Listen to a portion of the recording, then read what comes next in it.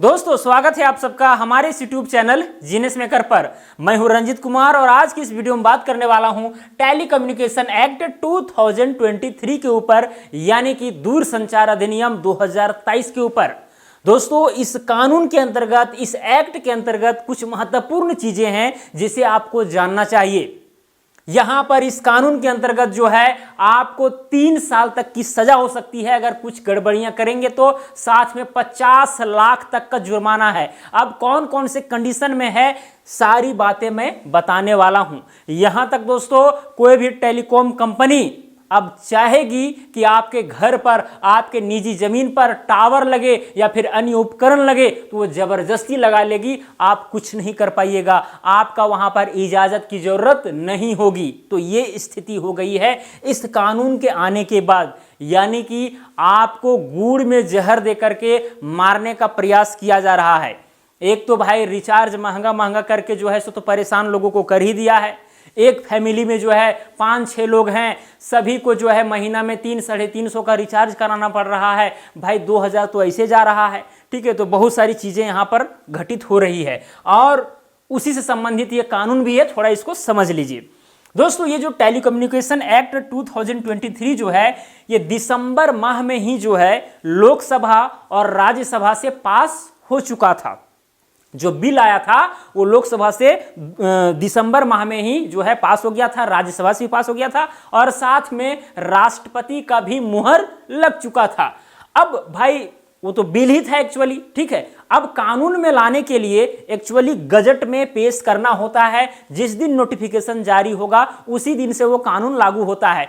तो कुल मिलाकर के यहां पर 26 जून 2024 को जो है इसका नोटिफिकेशन आया और इसमें कुछ सेक्शन थे उसे लागू कर दिया गया। इसमें टोटल 62 सेक्शन थे, 62 धाराएं थी, जिनमें से फिलहाल 39 धाराएं जो है लागू कर दी गई हैं, ठीक है। 26 जून 2024 को लागू हुआ था।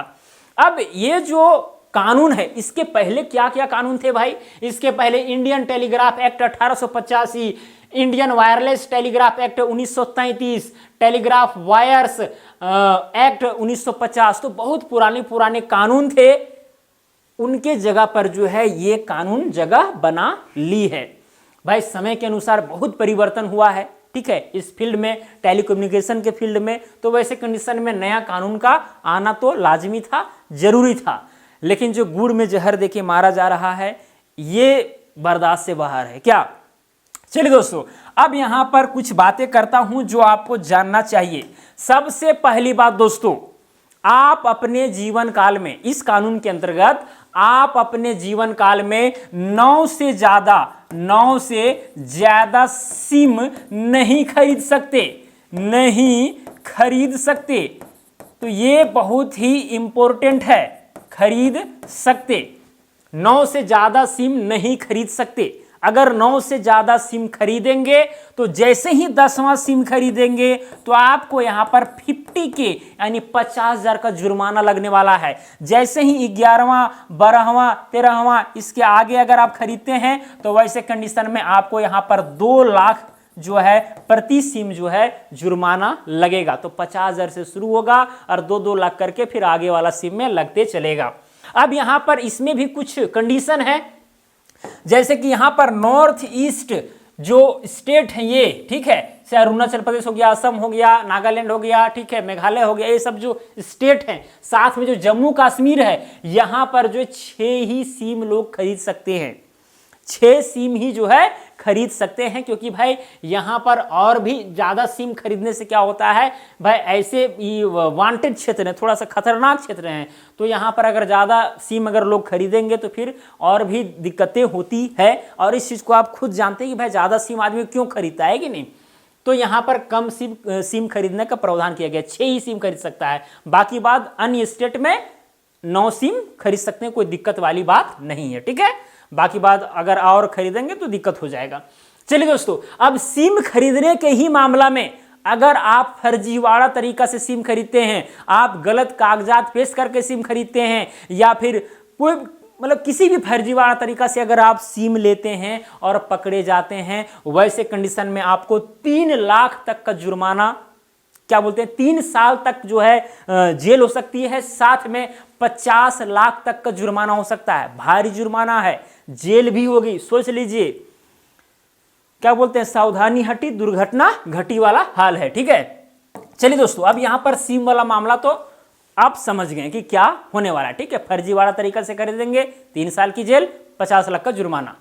अब दोस्तों बात करते हैं ये टावर, क्योंकि भाई जो हम सेलफोन का यूज कर रहे हैं उसमें तो किसी तरह का वायर तो कनेक्टेड है नहीं। ठीक है, पूरा जितना भी है सब वेब से, माइक्रोवेव से काम हो रहा है।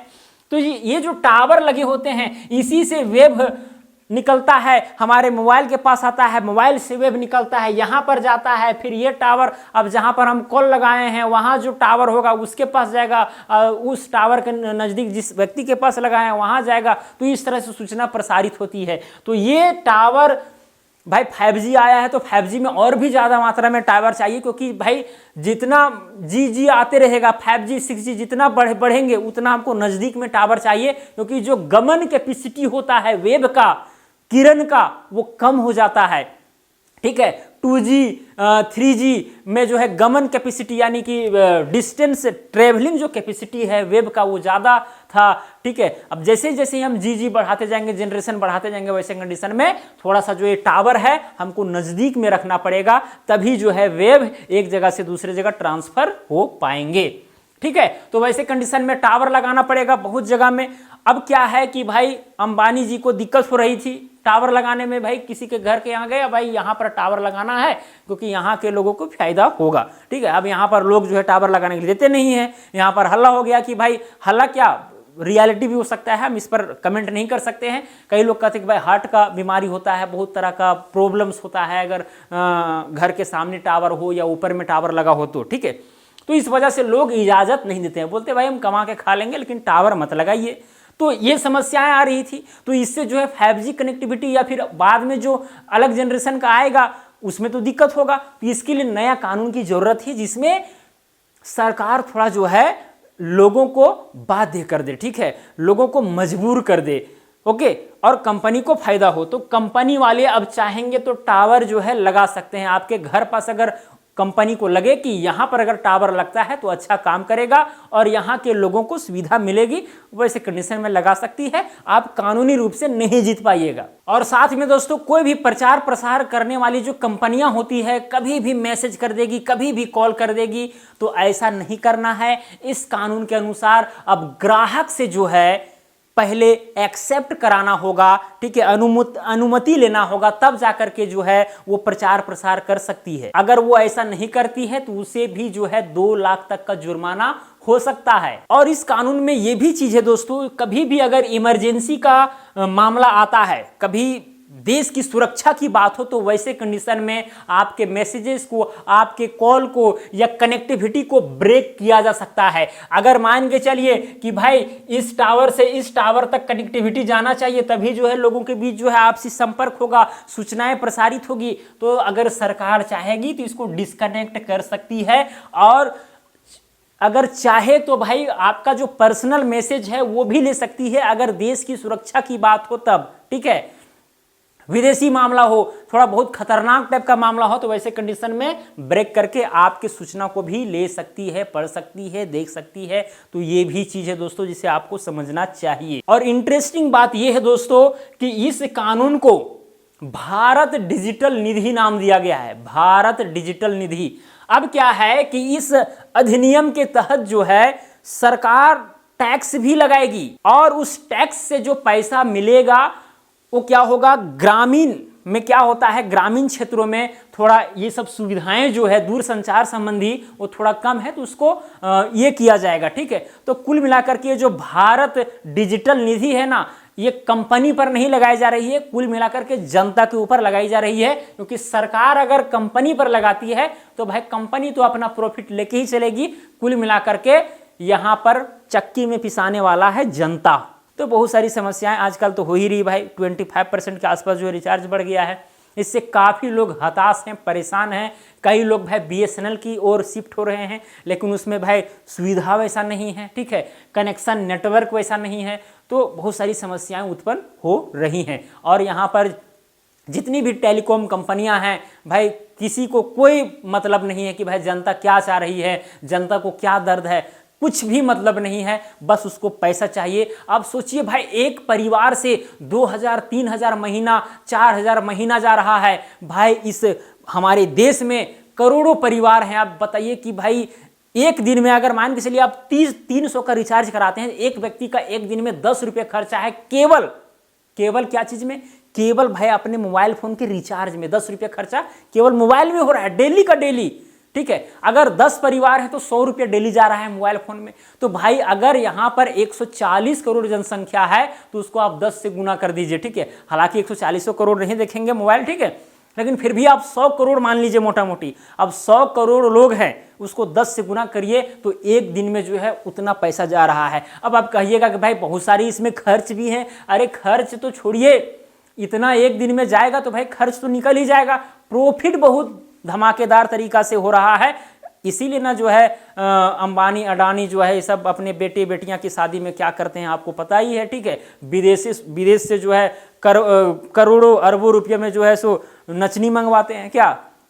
तो ये सारी चीज़ें दोस्तों कुल मिलाकर के हमारे पैसा का यहाँ पर बहुत गलत तरीका से खींचा जा रहा है। डायरेक्ट रूप से भी, इनडायरेक्ट रूप से भी, हमें पता ही नहीं चलता, बस दे रहे हैं और सब कुछ तहस नहस हो जा रहा है। और भी बहुत सारे यहाँ पर नियम हैं इस कानून के अंतर्गत, लेकिन जो महत्वपूर्ण था, जो आपको जानना था, वो मैंने आपको स्पष्ट रूप से बताने का प्रयास किया। ठीक है, यहाँ पर 39 सेक्शन लागू हुए हैं। तो इसमें और भी चीज़ें हैं कि भाई बहुत सारे स्पैम वगैरह कॉल वगैरह आता है, ठीक है, फ्रॉड संबंधी आता है, तो वो सबसे भी आपको प्रोटेक्शन दिया जाएगा। ठीक है, तो इस कानून के अंतर्गत और भी चीज़ें हैं, लेकिन जो मुख्य चीज़ें था वो मैंने आपको बताया। आप खुद से समझिए कि ये जो कानून है वो गुड़ में जहर मिला करके आपको मारने का प्रयास किया जा रहा है या फिर नहीं, कमेंट करके जरूर बताइएगा। तो चलिए दोस्तों, आज के लिए इतना ही। अब मिलेंगे अगला वीडियो में। जय हिंद, वंदे मातरम।